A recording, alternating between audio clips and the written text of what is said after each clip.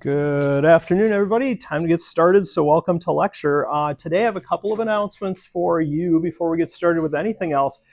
If you're in the lab course, that's Chem 334, it's a different course, but it's very closely related to this lecture course. And sorry, this shouldn't be 334, this should be 234. Still thinking last semester, but lab meets tomorrow. If you're enrolled, be sure to show up. Check your class lists or class schedule to see where the meeting room is. So the way it's going to work is we're going to meet in a lecture room to start with. So when you look at your Titan Web schedule, you'll see two listings for the course. The first one is like for the first hour, it lists a classroom. And then for the last part of the lab, it lists HS 454, which is where the actual lab is. And that's where we're going to do most of the experiments, spend most of the time. But we're going to meet in a lecture like room, like kind of like a small classroom, not this one specifically, but you know, depending on your lab section, it'll be a different room. But it's just a classroom is a nice place to start off the period because I can talk to you, put stuff on the board. It's not loud. The lab is harder because there's a lot of ambient noise and there's like reduced lines of sight and I don't have a projector and there's all sorts of difficulties. So we're gonna meet in the classroom. We'll talk about the first lab. We'll talk about the syllabus. Then we'll move to the lab and we'll actually do it. Tomorrow's experiment is not a wet chemistry experiment, so you're not going to need goggles, but you should bring your model kit because we're going to do a lot of work with structures and models can really help you visualize those. So bring your model kit. If you forget it, I'll have a few extras that I can loan people, but better to have your own and get practice with it. Also, remember to complete the pre-lab if you're in that lab section before your lab period starts. So it's due, the pre-labs are due before the lab that starts, so get that done. And then I just did this. I extended the lecture number 1 assignment through Friday 2/13. That's an additional like over 2 days. The reason is when I looked at submissions, I could see that a lot of people had submitted it and were done. There were some people that had looked like they'd completed it but not submitted it. And then there were some people that were clearly still working on it. So I want to keep us on track, so I don't want to give too many class extensions, but I thought since we're early in the semester and I don't want anybody to like have to blow one of their free extensions on this assignment, I'll just extend it for everybody for a few days. The thing that you want to remember though is when you complete one of these ALEX assignments, the way it's set up right now is you need to submit that assignment in ALEX, and then that communicates back to Canvas that, hey, I'm done with this assignment. Give me your, sign the grade. And then Canvas looks at the submission date and decides whether it's late or not. So even if you complete it, get 100% on it, and you submit it after the due date, you press the button, Canvas might apply a late fee to it, a late penalty. And I can always erase those, but it's easier to just avoid that in the first place. And I'm looking at different submission options for Canvas or for ALEX in syncing grades to Canvas. There's another way to do it, but I want to research this and really be sure it's a better option before I make any changes. So I'll get back to you on that. But for right now, when you complete an ALEX assignment, make sure you submit it when you're done with it. And then you'll be sure to get that grade that Canvas lists and it won't get considered late. Also, just a reminder that the Lecture 2 assignment, which deals with the last half of Chapter 1, is also due on Friday. So that's the regular due date for this one.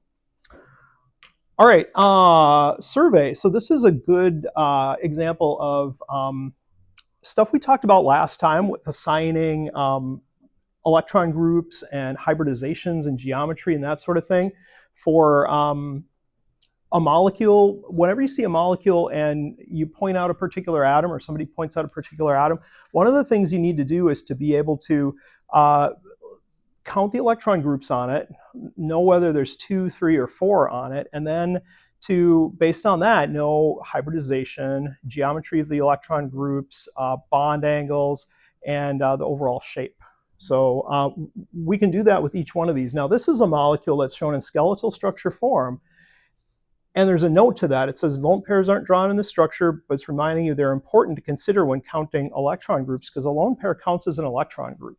It takes up space and it repels other groups. So even though they're not drawn in, we still have to know that they're there. We have to account for them. The other thing is it's a message here that this is a skeletal structure. Many hydrogen atoms and carbon atoms aren't explicitly indicated with H and C, and that's the case here. There's a whole bunch of carbon atoms and a bunch of hydrogen atoms, but we're not showing any C for carbon and no H's for the hydrogens that are attached to those carbons. So here, let's just go through these step by step. It's pointing to 3 different atoms here, a left, a middle, and a right atom. And it's asking you basically, what's the hybridization of these atoms at each stage? And so this one is getting pointed to first. So let's take a look at that one on the left. Counting electron groups, that's the thing you have to do, and you have to get good at that. So remembering that each atom that it's bonded to counts as 1 electron group, you get 1, 2, 3 electron groups. Remember, the double bond doesn't count as 2 electron groups, that's still 1 electron group. So this carbon is attached to 3 different electron groups, that's sp2. So sp2, sp2, sp2. Right now the answer could be either A, C, or E. So we have to look further. The middle group is pointing to a nitrogen, and so we need to count electron groups on that nitrogen. And I can see that it's bonded to a carbon here, a hydrogen here, and then a carbon there. So that's 3 electron groups. Then the other thing that you have to know, but which isn't explicitly stated, is there's a lone pair of electrons on that nitrogen.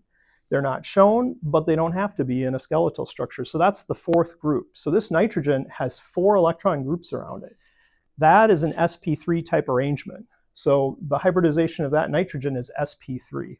And then if you look over here at this atom on the right, it's a carbon atom, and it's shown bonding to 1, 2, 3 different carbon atoms. But we know we have to have 4 things attached to that carbon or associated with that carbon. It has 4 valencies. The missing valency is a hydrogen that's not indicated. So that also has 4 electron groups, and it will be sp3. So the correct answer is sp2, sp3, sp3. And if you look down the list, the only one that has that is E, sp2, sp3, sp3. And so that's the answer. When I looked at the statistics, the most popular answer was E, but a lot of people also selected D, and some selected C, so it wasn't nearly as confident universally as some of the other ones. So take a look at what you answered for this one, and just make sure you understand hybridization and electron groups properly. I could have assigned a version of this question about geometry. I could have asked you, are these atoms tetrahedral, trigonoplanar, linear? I could have asked you about bond angles. And they're all kind of similar ways of saying the same thing. It's like once you know the electron groups, you can predict all these other things. Hybridization, geometry, bond angles, they all kind of go together. So this is a good thing to get to be able to do, is practice in any molecule, any atom, just predict what kinds of number of electron groups and all those different properties. The other thing you can do, and it isn't asked in this question, but once you know the hybridization of atoms, you can look at the bonds between them, and you can know how many or what kinds of orbitals are overlapping to make that bond. So for example, let's take a look at this bond right here. So there's a carbon here and a carbon here, and they're making bonds, and they make the bonds through overlapping orbitals. So to know what orbitals are overlapping, you just have to know the hybridization of each one of the atoms. So we said this one is sp2 hybridized. This one is sp3 because it's got 4 things attached. 2 carbon here and a nitrogen here, which are explicitly shown, and then 2 implicit hydrogens that aren't shown. So this is sp3. So if you were to want to know what's the orbitals that are overlapping to make that bond, you would say, well, it's an sp2 orbital from the left-hand carbon atom and an sp3 orbital from the right-hand carbon. So those are the identities of the 2 orbitals. The reason that matters is it influences things like bond length and bond strength, and that's the next thing we're going to talk about here in chapter 1. Today is the first part of the lecture is just wrapping up chapter 1, and then we'll get into chapter 2 when we finish with this chapter 1 stuff.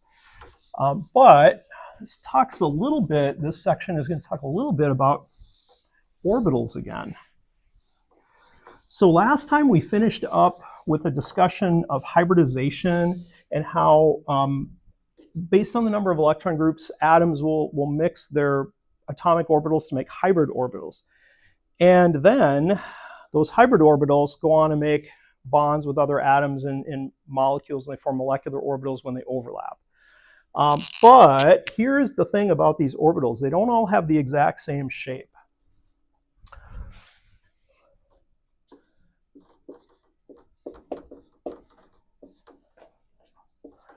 I'll call this orbital characteristics. So when you have an orbital that is an atom that has an sp3 hybridization, it has sp3 hybrid orbitals. And as a kind of an approximation of what an sp3 orbital looks like, I'm going to draw this. This is an sp3 orbital. It has a really large lobe. That's where the bonding happens through. It has a minor lobe, and the dot represents the nucleus here. But it's got this kind of oblong shape. It's a bit like S and more like P because it's 3 p orbitals that go into making it and only 1 S. If we look at sp2, it has a very similar shape, but one of the things about it is it's a lot sort of stouter and shorter. And maybe what I'm going to do is make this just a little bit bigger, still noticeably smaller than this one. So this is sp2. And the reason it's not as long is it's got more S character. And if you think about the S and the P, the S orbital is a sphere, and each one of the 2 p orbitals is an oblong p orbital shape. So when you mix them together, the more S character that an orbital has, the more sort of compact it is, the more centered around the nucleus it is. And then if you take this to the next level with sp, you get a very stout, short orbital. And then if we make an entry called S character, if we were to describe like how much of this hybrid orbital consists of S, it's 1/4 S. Because of the 4 orbitals that are mixing together to form it, one of them is an S orbital. So this is 1/4 S character. With the sp2, it's got more S character, so it gets to be shorter, more compact. So sp2 is 1/3 S character. And then with sp, it's even more highly S-like because it's 1/2 S. So, and the thing about this is this influences a couple of things. It influences bond lengths and bond strengths. So it turns out that the more S character an orbital or a bond has, like the orbitals that form it have more S character, the shorter the bond ends up being. Because of just the physical size of it, when you use this to make a bond, the atoms get closer together because it's a shorter orbital.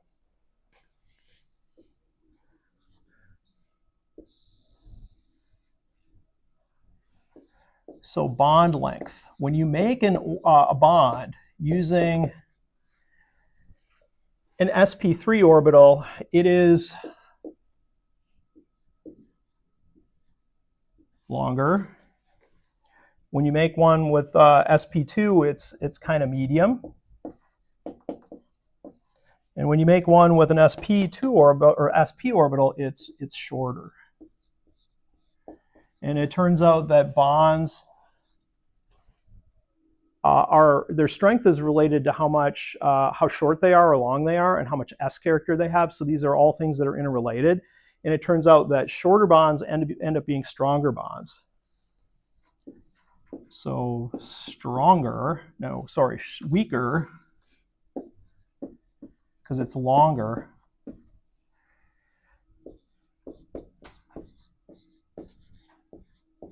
Stronger versus medium.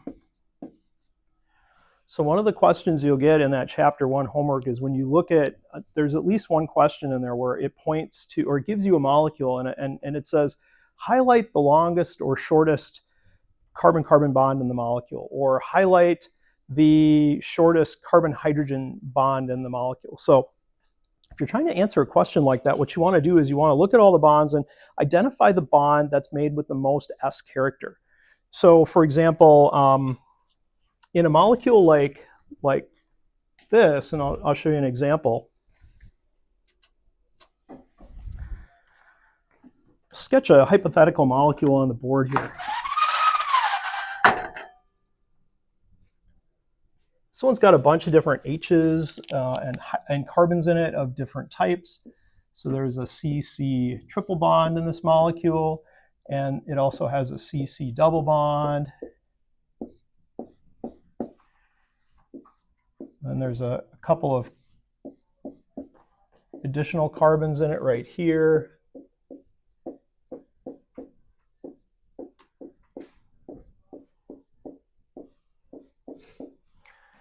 You might see a question like,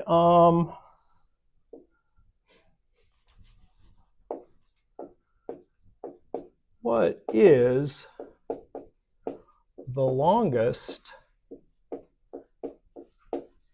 or you might see it as weakest, carbon-carbon bond? Question mark.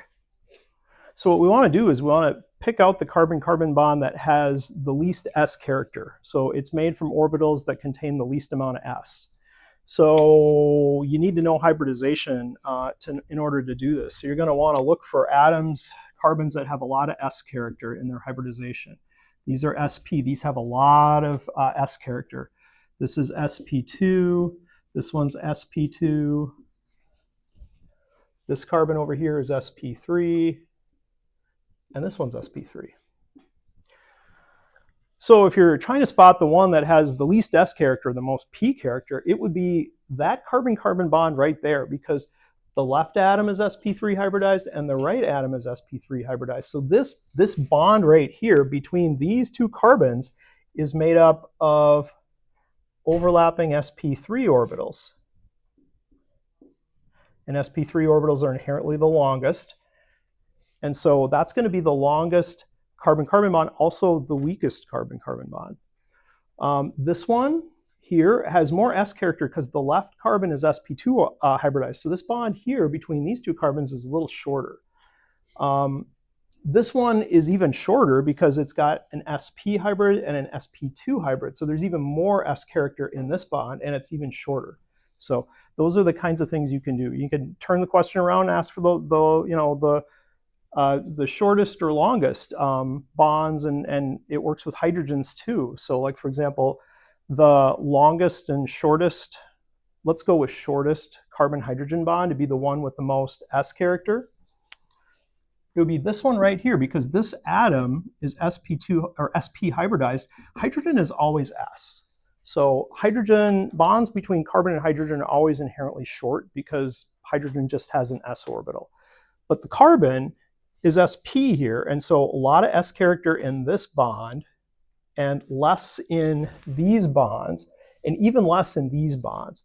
So these are going to be the longest carbon-hydrogen bonds, shorter carbon-hydrogen bonds, and the shortest carbon-hydrogen bond. And that matters for the shape of the molecule, also for its reactivity. If you know where the weak and strong bonds are, you can predict which ones are most likely to break. So it's really useful stuff. So you can already predict a lot of stuff about atoms and molecules based on just understanding their hybridization and their electron groups. It's pretty powerful stuff. So that is useful. What I want to do now is tell you a bit more about electronegativity. We talked about this before when we were talking about stability of resonance structures, and I pointed out some periodic trends. I want to do that again, but in a little bit more detail.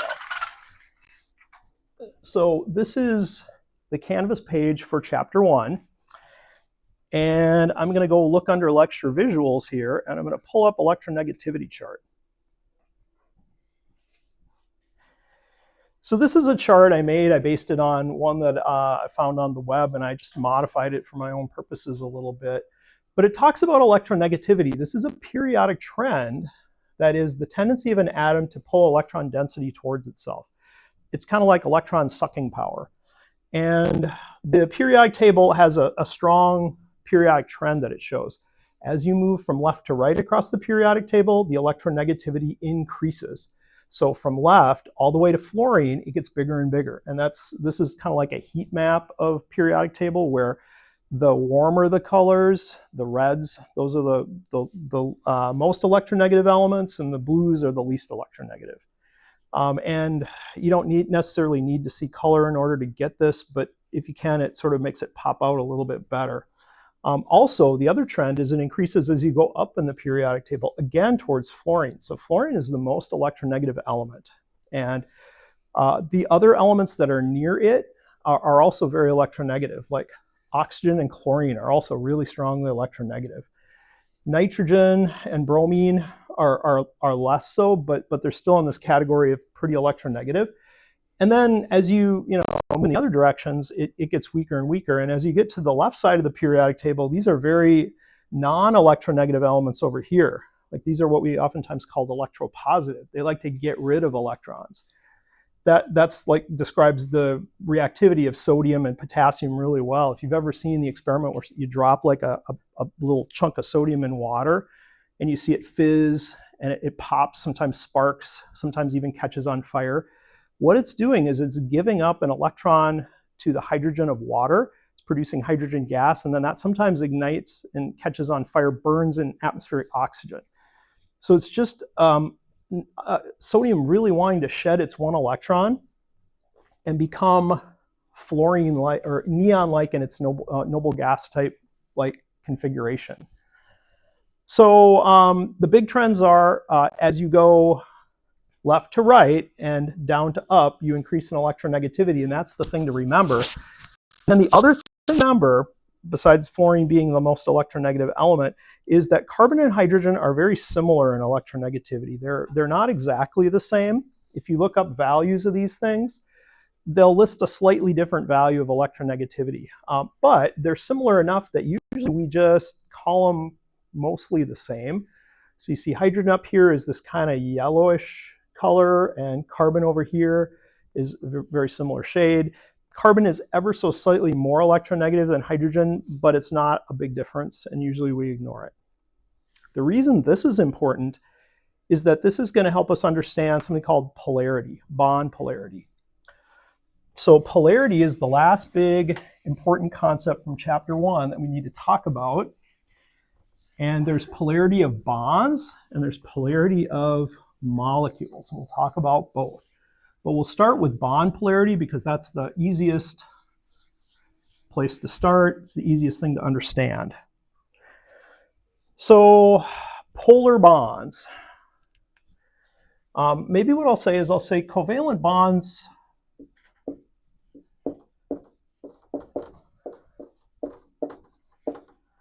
involve electron sharing.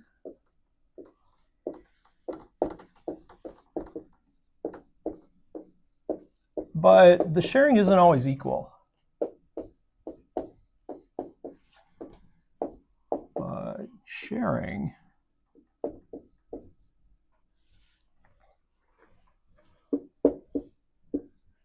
isn't always equal. In other words, sometimes when the atoms bond, one of the two atoms kind of hogs more of the electron density, and it isn't really shared as equitably or equally. Polar covalent bonds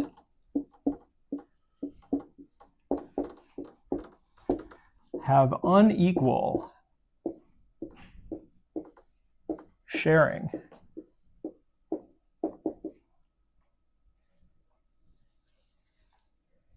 All right, of electrons due to electronegativity differences.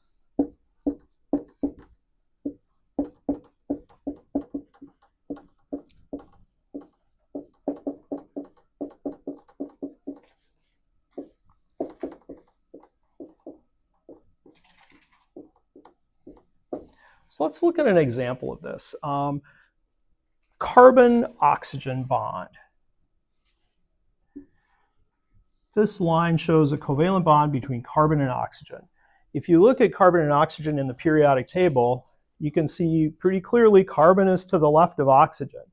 Even if you didn't have the colors, and you won't have a colored electronegativity map that you can refer to readily, but you'll have a periodic table, and if you can remember the trends, carbon's to the left of oxygen, so carbon is less electronegative, oxygen is more electronegative. Oxygen likes to pull electron density towards itself.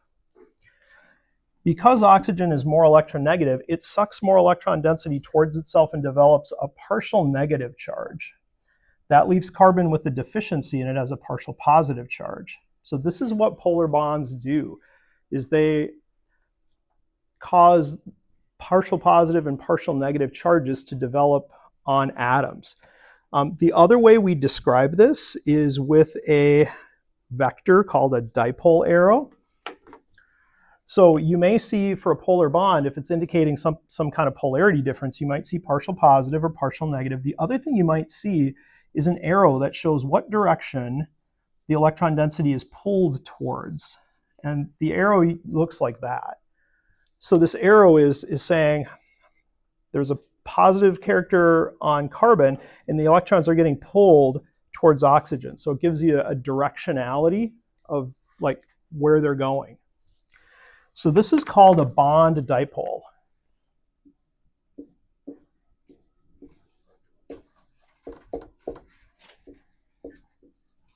It's basically the electrons getting pulled in one direction because one of the elements is more electronegative and hungry for electron density.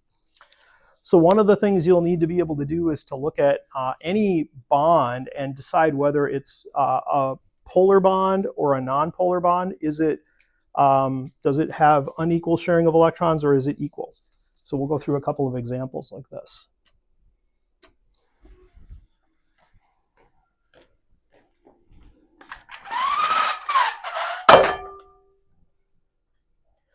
So you can use the periodic table to answer these kinds of questions. So you just have to look at the position of the atoms that you're dealing with and decide which one is more electronegative and less electronegative. So here's a bond. Here's a bond. Here's a bond. And let's see, what other one should I give to you here? I'll do one like a oxygen-hydrogen bond.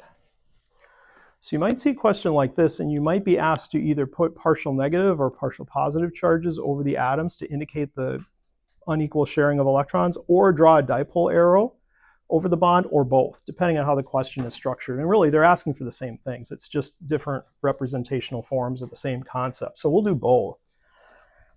So when you look at lithium and carbon, the periodic table, lithium is on the far left side. It is the group 1 element that's in the same row as carbon. So between lithium and carbon, there's a big electronegativity difference, and carbon is way more electronegative than lithium.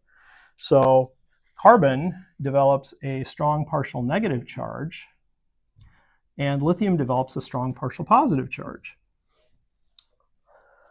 The dipole arrow for this example would go like this. It would go in this direction. Between nitrogen and hydrogen, if you look at the periodic table, hydrogen is way over on the left, in the upper left-hand corner, and it isn't necessarily easy to predict where it would fall, but what you know is that hydrogen and carbon are very similar. So, and you know that nitrogen is more electronegative than carbon. So, so basically, nitrogen is more electronegative than hydrogen then, based on that logic. So nitrogen is the more electronegative element, and hydrogen is the less electronegative one. So you can draw and correctly identify that it's nitrogen has a partial negative charge and carbon has a partial positive charge. So in this case, dipole arrow goes that way. Here's one that has two elements that have the same electronegativity bonded to each other. So this one has no dipole. Its sharing is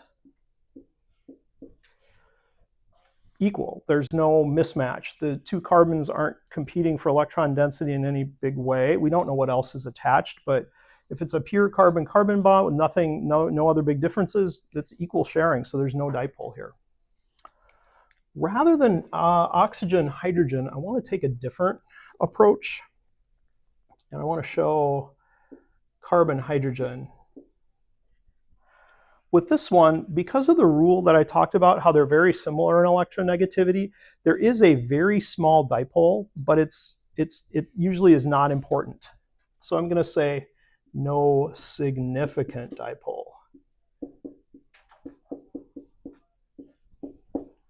And this is important because this comes up a lot. Carbon-hydrogen bonds are all over in organic molecules, but the good news is you can ignore them for like consideration of dipole arguments, because it's so small that you can just, it's not important, it doesn't make a big impact. So with that, then we can start talking about how to predict the polarity of molecules. So now any bond you look at, you can decide, is this a polar bond or not a polar bond? And depending on how big the mismatch is in electronegativity, you get small polarity differences or big polarity differences. For right now, we'll just say, is it polar or not, yes or no? But there are shades of gray too. There are some that are really powerfully big dipoles like this one. And then, if there are two elements that are very similar in electronegativity, the difference in polarity is lower because there's just not that big a difference. But in addition to bonds, molecules can be polar or nonpolar as well. So when you see polarity questions, they'll be asking you about bonds, or they'll be asking you about molecules, or both potentially. Molecules can be polar or nonpolar.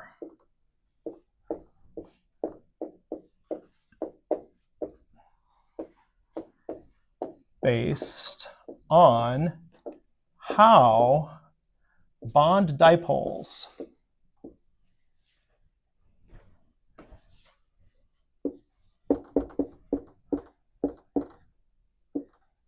add up. So if bond dipoles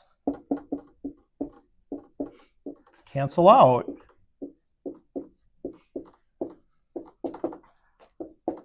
the molecule is nonpolar.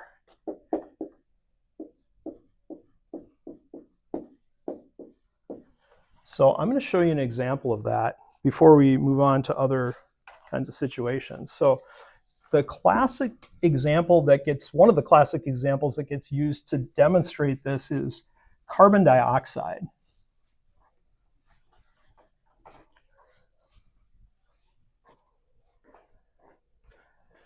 So here's an example. CO2. So you need to know the three-dimensional structure of the molecule. It's not enough to just know the formula or even the Lewis structure, but you have to know exactly where in space the atoms point. So for example, carbon dioxide has a central carbon and then bonds to oxygen. But in order to make a molecule out of it, you have to share two pairs of electrons between carbon and oxygen, and then the oxygens have two lone pairs each.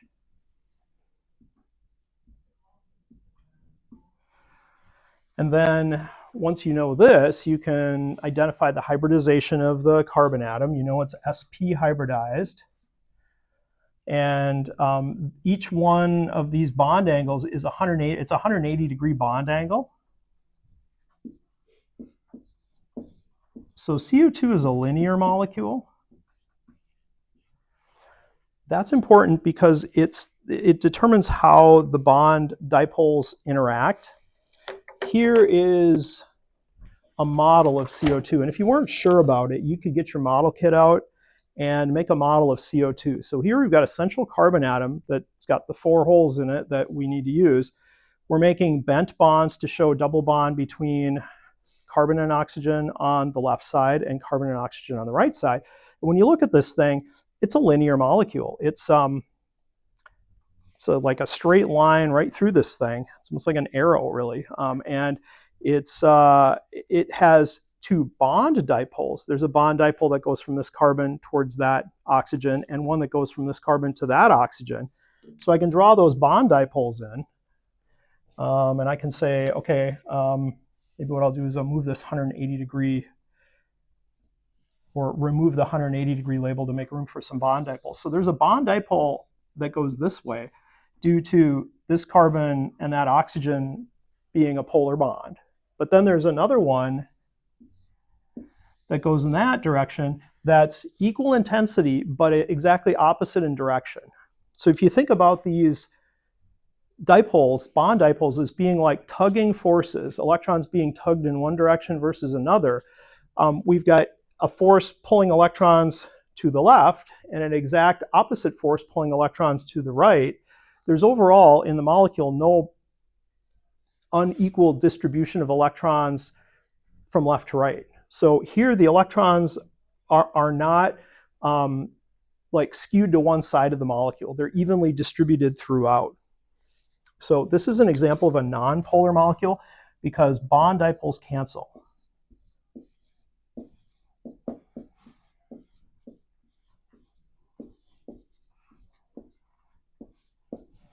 So CO2 is non-polar.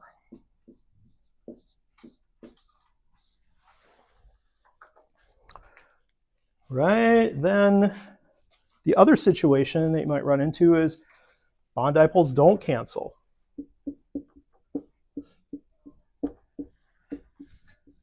If bond dipoles don't cancel out,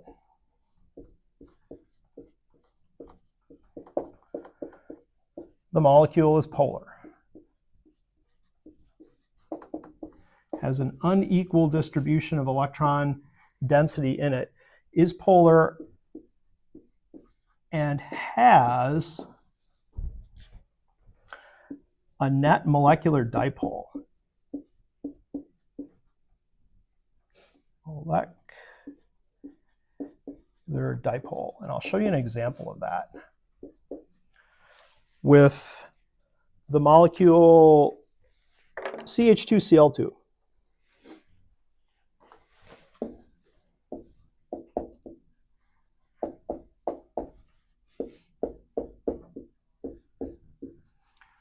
I like this example because if you don't consider the true three-dimensional structure of the molecule, you might make a mistake about this.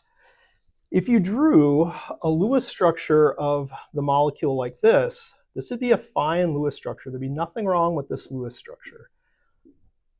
It correctly shows the connectivity of the molecule, the bonds, and you could even draw in the lone pairs on the chlorines. The thing is that Lewis structures don't imply geometry, so this isn't really what the molecule looks like in three-dimensional space. It's a flat representation, but the molecule isn't flat. And the way you can know that is if you build a model of it and you grab a carbon that's got 4 holes and you put it together, and carbons that have 4 different groups on them, 4 electron groups, they're tetrahedral. So this is a tetrahedral geometry, and the chlorines aren't exactly opposite each other. If you turned it like this, the perspective might be slightly, might kind of look artificially like they're exactly opposite, but they're not. And so if we draw the molecule like this, we can get a better idea of what its dipoles do when they add together. So I'm going to draw each one of these carbon-chlorine bonds as being in the plane of the board. And then to show the true three-dimensional structure of the tetrahedral atom, I'm going to do a dash bond to one of the hydrogens, a wedge bond to one of the hydrogens, and a dash bond to the other. And this indicates that the hydrogen that's on the wedge is closer in space to you. So if I was to hold it like this hydrogen is the one on the wedge, and this one is the one on the dash. Okay, and then carbon-hydrogen dipoles are small enough we can just ignore them. But the carbon-chlorine dipole is a significant one because carbon is far to the left of chlorine. Chlorine is much more electronegative, and there's a bond dipole for these. Each carbon-chlorine bond is not equal sharing of electrons. And so you get that there's a bond dipole like this and a bond dipole like this. And when these add together, parts of the individual bond dipoles cancel out. Like there's a vector component of this dipole that points to the left and a component that points up. And in this dipole, there's an equal component of this that points right and up. So the left-right parts of the dipole arrows cancel, but they both agree on up. So when you add these together, what you're left with is a net molecular dipole. And I'll show that in a different color just for, so it's clear it's a different kind of dipole.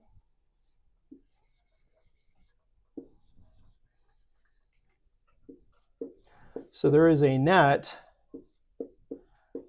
molecular dipole that's not zero. So this molecule is polar.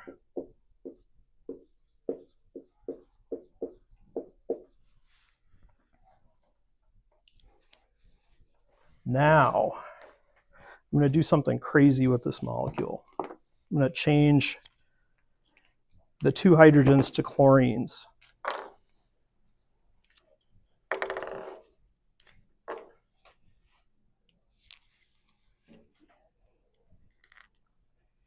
All right, now I have a new molecule. This molecule is still tetrahedral. It's a tetrahedral carbon, and it's got 4 different chlorines on it, and they point in different directions. But when you think about the dipoles in this case, they actually cancel out perfectly. If we just look at 2 at a time, let's look at these 2 first. This one and this one, their up and down components cancel out, and there's a net dipole that goes to the right. Now, if you think about the 2 that are over here on this side of the molecule, there's a chlorine here and a chlorine here. This dipole points out in that direction and in this direction. And so the front and back dipole components cancel out, but it has a result that goes that way. So there's a result that goes that way, result that goes that way. And when you add it all together, they actually cancel out perfectly. So this molecule is nonpolar, even though it has these 4 polar bonds. So this is a third example. And this one is kind of hard for people to visualize because tetrahedral objects are more complicated. So what I would say, maybe a way to think about it is, think about, I'll just put the bond dipoles in and then we'll talk about it. And I'll just put a note down here that bond dipoles cancel. So this is a nonpolar molecule.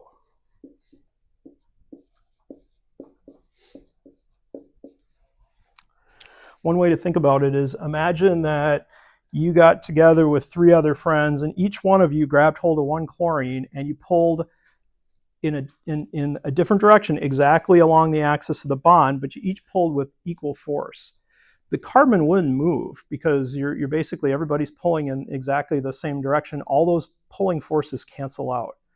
So the electrons in this molecule aren't like lopsided on one side of the molecule or another, but they're evenly distributed throughout the molecule as a whole. So that's a nonpolar molecule. 2 other things I want to just quick ask you to think about is, and this may even come up as a question in the homework somewhere. I think I've asked this one on an exam as well, is here are 2 molecules. Tell me whether they're polar or nonpolar. And so I'm going to write these down. We'll talk about these next time. N, H3, and then B, Cl3. So classify these as polar or nonpolar. And when we meet next time, I'll talk about it. There may even be a survey question that's kind of like this. Polar or nonpolar. And the trick is you have to draw the structures and make sure you account for the full 3-dimensional structure of these. And they're not the same. They have different hybridizations and different shapes, and that makes a big difference. So we'll talk about this one next time, but it's like food for thought, basically. All right. That is what I have to say about Chapter 1. So assignment for the two homeworks associated with chapter 1, which is lecture 1 homework and lecture 2 homework, they're both due on Friday now. The lecture number 1 homework was extended for a few days. So work on those, and all this theory is what you need to answer those questions. Then we can move on and start talking about chapter 2 stuff, which is acids and bases. So acids and bases is something you've talked about in general chemistry and a lot. I know we did labs in the Gen Chem 2 lab that were experiments where we looked at acids and bases.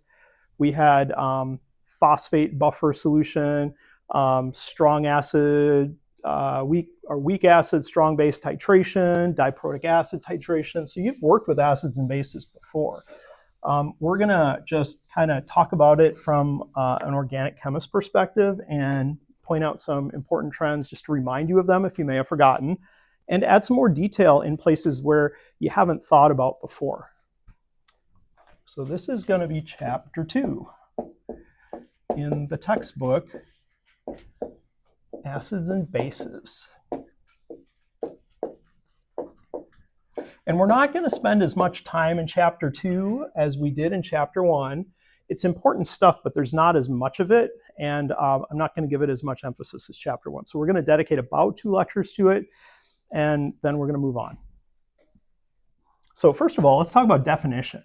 So there's different definitions of acid, but when people say just acid or base, usually what they're talking about is Bronsted acids. So I'll put down those definitions. So Bronsted acid is a proton donor. So can it donate a proton? Can it give up a proton?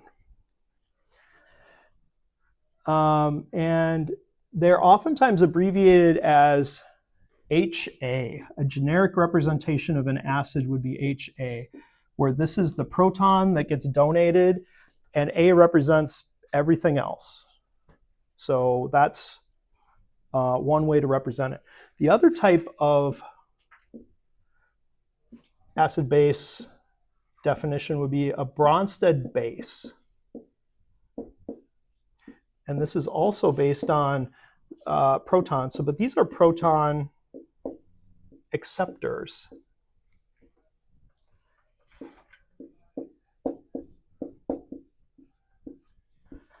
And they're sometimes labeled abbreviated B with a pair of dots to indicate that it's a pair of electrons that's going and grabbing the proton. When you see proton, a lot of times you'll see it as H+, but another way to draw it is to show that H+ bonded to something else. So we're gonna see that, because you almost never have H+ floating around by itself. That's kind of a shortcut to trying to understand an acidic proton, but it isn't reality. Proton is always associated with something, and we'll see what that is. And acid-base chemistry is really just about a proton moving from one place to another. So let's talk about some types of versions of Bronsted acids. I'll just give you a few examples of what some of these things look like. There's like almost a limitless number of examples of acids and bases, Bronsted acids and Bronsted bases that we could pick, but let's do some examples of acids, just so you get a sense of what some of these things look like. One example from last semester would be HCl, and that proton is really acidic. It's a very strong acid. This is one of the strong acids that you probably memorized in general chemistry. That proton gets donated easily. That's what makes it a really strong acid. Here's an acid on an organic molecule that is not nearly as strong, but it's still really important. So this is the molecule acetic acid. Acetic acid is in vinegar. So if you like how ketchup and pickles are kind of sour, it's because of this molecule. And it's because of that proton. That proton is somewhat easy to share, to donate. Not nearly as much as this one. This is a much weaker acid, but it still counts as an acid. It's far more easy to donate this one than these other three. And we're going to learn why, as we go along here. Another example would be water. Water can function as an acid. It's a weak acid, but the protons in water can be shared. If you put them in with a strong enough base, they can give up a proton.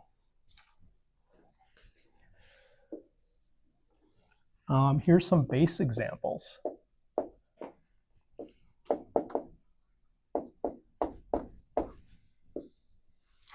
To take a base example from general chemistry, here's hydroxide base. We use this one a whole bunch in the Chem 106 course in the labs. The reason this is a base is it contains an electron-rich site, a pair of electrons that really has an easy time picking up an H plus. So what I'll do is I'll maybe circle one of these lone pairs here. All three of the lone pairs are identical, so they're all equally likely to go grab an H plus. But that's an example of a base. Another kind of a base. This is an example. This is ammonia. So ammonia has a lone pair, and that lone pair can act as a base. It can accept a proton, make a bond to it. So there's one like that, and then there's I want to show water, because water has got the ability to act as a base as well as an acid. So water has a pair of electrons, and those can accept a proton as well. So water can behave as both an acid and a base, depending on what you put it in with. So it makes the chemistry of water really interesting, actually. So those are some examples. And in each of these base cases, it's the lone pair of electrons that goes out and makes a bond to a proton, to an H plus, that makes it behave like a base. So let's look at acid-base reaction. I'm going to show you a generalized acid-base reaction, and then we'll look at some specifics. We'll talk about what's going on, and we'll try to get to concepts like, how can you tell which acid is stronger or weaker? How can you predict whether a reaction, acid-base reaction, is favors products or favors reactants, or gives you like a mixture of both? So here's a generalized acid-base reaction.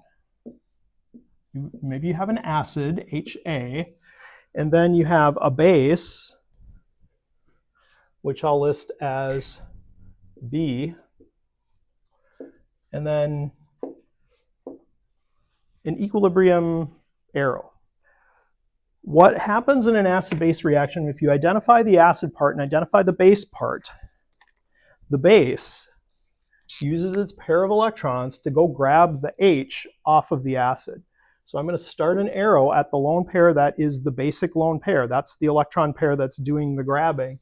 And I'm going to show it going to the proton. And with that arrow, I'm saying, take that pair of electrons and make a new bond to that hydrogen. But since hydrogen can only make one bond, you got to break a bond. And so the bond that breaks is the HA bond. So these electrons go to A, and then the result of that is a new set of products where we have a new bond between H and B. B develops a formal plus charge because before it was neutral, and it gets a new bond, it shares electrons. It owns one less electron now, so it gets a positive charge. We don't know what B is. B is a generic idea of a base, but it follows rules where if it's neutral and you give one of its electrons away, it becomes plus. And then the other product of this is that the A part of the acid goes away with two electrons, so it gets a pair of electrons. So it's got a new pair of electrons that it owns now, and it develops a minus charge. So in this example, this thing is functioning as the acid because it's donating the proton. This thing is the base because it's accepting the proton. And then over here in the products, we've got this thing, which is called the conjugate acid.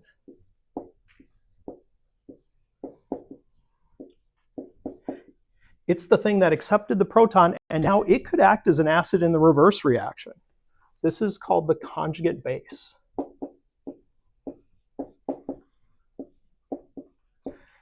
It could accept a proton in the reverse reaction. So what I'm saying is, if this reaction is reversible, this A minus might use that pair of electrons to take its proton back, in which case you'd get B with the lone pair.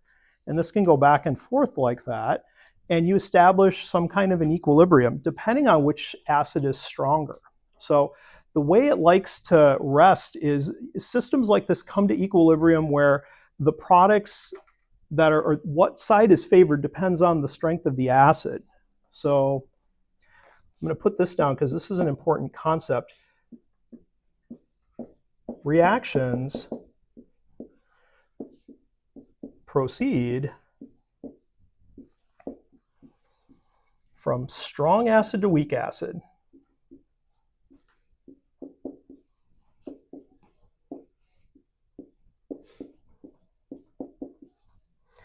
And from strong base to weak base.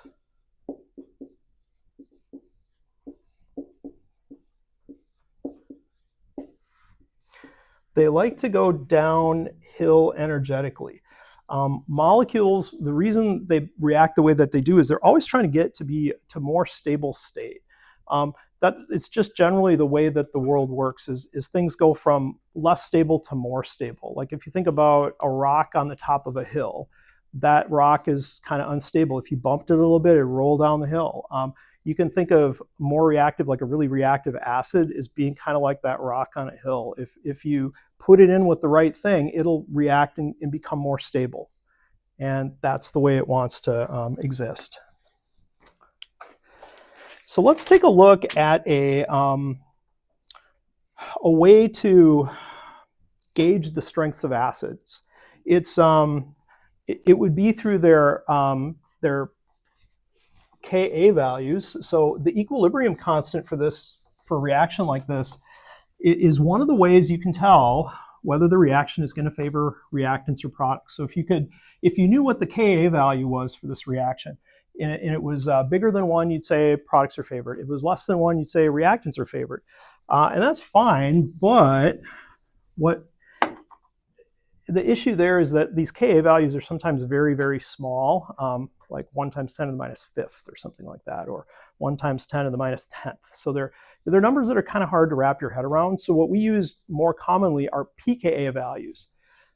So just to give you a little math background on what pKa is equal to minus the log of the Ka value. And this isn't going to be on the exam. I'm not going to ask you to calculate pKa's and use logs or any anti-logs or anything like that. But the point is a logarithmic scale that's based on Ka, which is equilibrium constant. So it's based on equilibrium constant. And what you get is a series of numbers for pKa that tell you about the strengths of the acids. So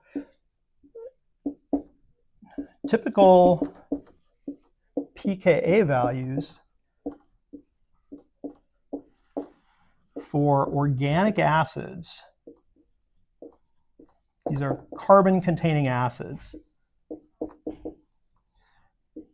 range from about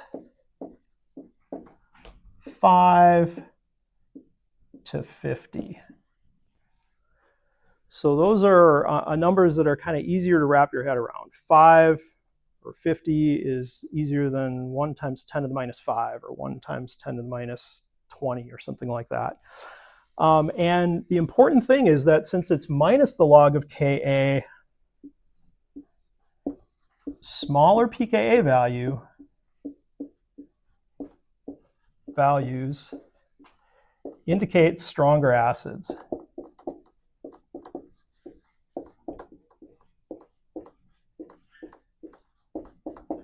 That's one of the first things to be aware of, is that if you're comparing 2 pKa values and one is smaller and one is larger, the smaller one is representing the stronger acid, just because of the mathematical relationship. The other thing that's important is that each pKa unit is a factor of 10.